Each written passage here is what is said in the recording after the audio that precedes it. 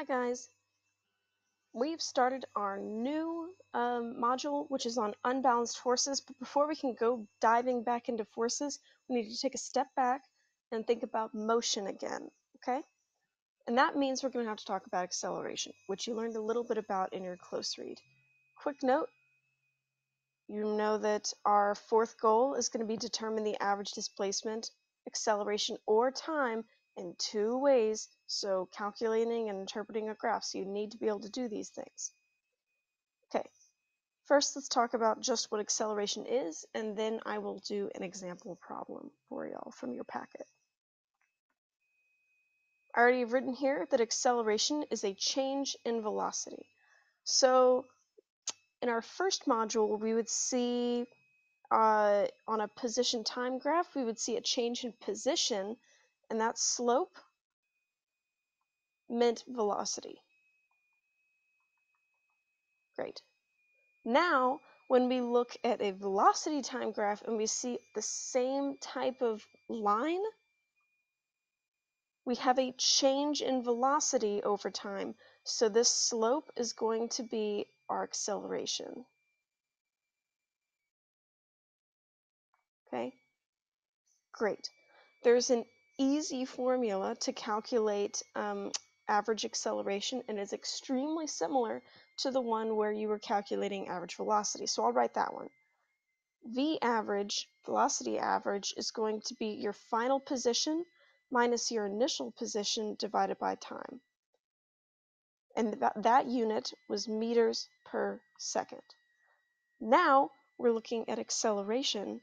So we have a final velocity, subtract away the initial velocity, divide that by time, and our unit is going to be meters per second, so this guy, divided by seconds, which is either going to be meters per second or meters per second squared. You can write it either way.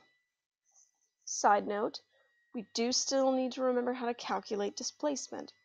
Remember that displacement is equal to the area under the curve for a velocity time graph. Okay? Displacement. Okay? That's also how far our object traveled. Now that I've gone through that a little bit, let's go on and do that example problem from your packet. I'm going to be doing number 1 from worksheet 1 in your packet. Make it extra big here. Then do a screen sketch. Fantastic. A poorly tuned car accelerates from rest, so that's going to be 0 meters per second, to a speed of 28 meters per second, so that's going to be our velocity final. This is our not velocity initial. In 20 seconds, which is our time. Let's quickly draw the motion map. We know we started from rest, so we need a dot. And then, in equal intervals, our arrow has changed length. We are increasing in velocity. We have covered more distance in the same amount of time. So we have a little arrow, and a bigger arrow, and a bigger arrow, and then a bigger arrow, and then an even bigger arrow. Okay? Now let's do, that was qualitative, okay? So I know this is quantitative, but you can make a qualitative one. Now let's make a velocity time graph. We know that we need to go from 0 seconds to 20 seconds, and we need to go from 0 meters per second to 28. The easiest way to do that on this graph is if we go by 4s. So we have a 0, 4, 8, 12, 16, 20, 24, 28 meters per second. Great. And along the x-axis, we put our time, which will be easiest to go by 2s. 2, 4, 6, 8, 10, 12, 14, 16, 18, 20.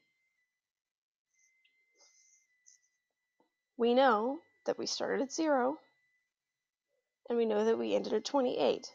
So all we have to do, get out a ruler,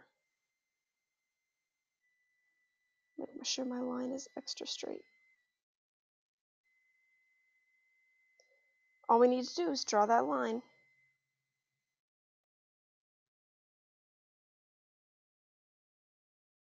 All the way up. Let's go back to black ink. And that's our velocity time graph. Ta-da! Easy peasy. Now we're going to look for the average acceleration and how far it traveled, or displacement.